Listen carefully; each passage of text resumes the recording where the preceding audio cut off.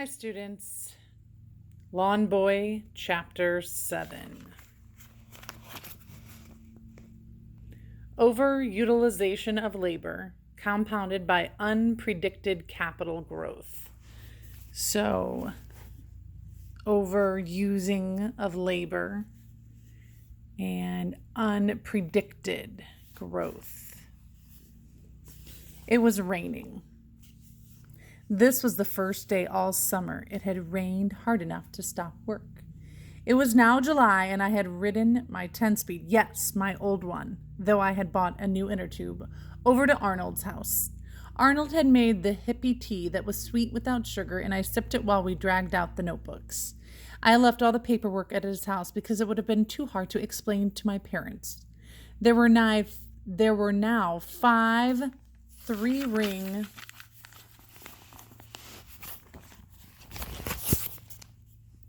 binders, and in fact, I knew almost nothing about it myself. It had all been a kind of blur.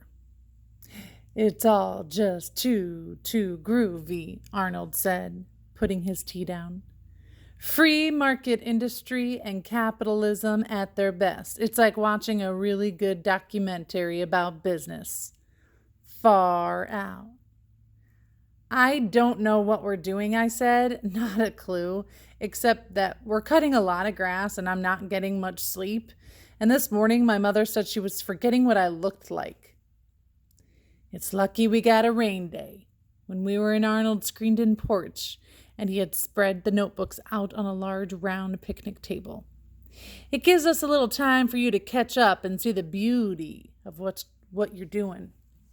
The rain was hammering down, almost deafening, and I found myself liking it. I used to hate rain in the summer because it ruined vacation time. Now, I thought the rain was beautiful. "We'd better start an overall view of the lawn-cutting phase of your operation." Oh, yes, I thought, let's start with that. Like I knew anything. Like I would have an operation with phases. "Currently, you have 15 employees." I stared at him. That can't be right. He nodded, smiling. "Surprising, isn't it? Technically, I guess Pasquale is more of a partner, and really, they are all partners in a way. They share the income from their work with you, the company head." 15? He nodded again. "Now, the truth is, they earn their living because you found them work. And that brings up a second consideration of this phase of your operation. 15 people work for me?" I wished he would quit talking about my operation and its phases. It was starting to sound like General Motors or something. "Yes, and that should lead you consider your responsibility as a business head. You owe your employees that consideration."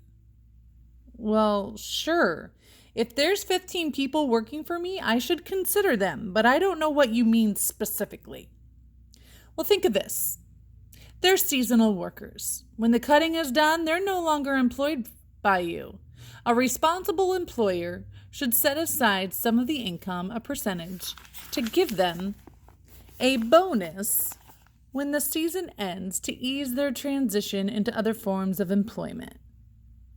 "I should? Yes, I guess I should. How does that work?" "Well, first let's look at your personal gross income from lawn cutting, shall we? It's really the only figure that counts for this aspect of your operation." "Of course. Aspect," I thought. First phases, now aspects of my operation.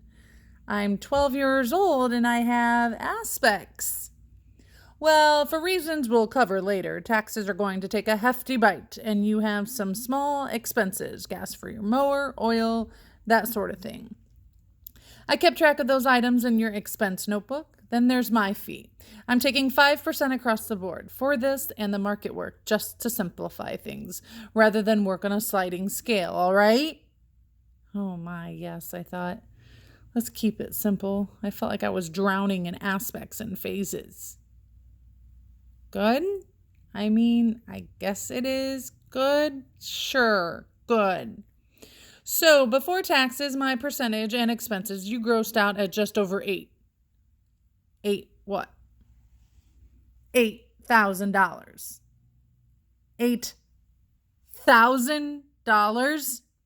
Yes, of course. Like I said, that's gross. And your net won't be anywhere near that. I think you should perhaps set aside a pretty good chunk for employee relief, perhaps 20%. At this stage, naturally, that will go up as they earn more. They'll appreciate it when the season ends. I had this sudden memory of when I was 9 years old. Back then, I thought that someday I might be a professional basketball player. This, in spite of the fact that I'm fairly short and can't make a basket to save my soul. But I thought when I was 9 that if I just had the right ball, a true professional ball made by Spalding, I could be good enough to be a professional player when I grew up. The problem was that the ball was expensive. There was no way my parents could spend that kind of money on one measly basketball, and I couldn't find a way to get enough money on my own. So I wound up with a cheap ball, and I thought no chance at professional basketball career. How many balls could I buy with $8,000? $8,000. I was only 3 years older now than I had been then. True, it was a big 3 years but after just 3 years, I could afford all the Spalding basketballs I wanted. I was rich. Rich. What a strange word that was. It really didn't mean anything in itself. Rich. Short for Richard? Why does rich mean having tons of money? How many Spalding balls could I buy, really, with $8,000? Say they're $20 to make it simple. 5 balls for $100, 50 for 1,000 balls, 400. I could buy 400 Spalding basketballs. What do you mean? I suddenly remembered something Arnold had said. You said something about this being a small amount of money. Is that what you said? I don't know what you're used to having, but I can't think of $8,000 as a small amount. Everything, Arnold said, is relative. Taking the whole scheme of things, $8,000, though significant, is not at all large. If Bill Gates, who owns Microsoft, for instance, could hold all of his wealth in his hands and he suddenly dropped it just on the way to the ground, it would make over $40,000 in interest. Huh? I tried to picture that. Look, I understand that I don't have as much as Bill Gates. Still, I'm very satisfied with what I have.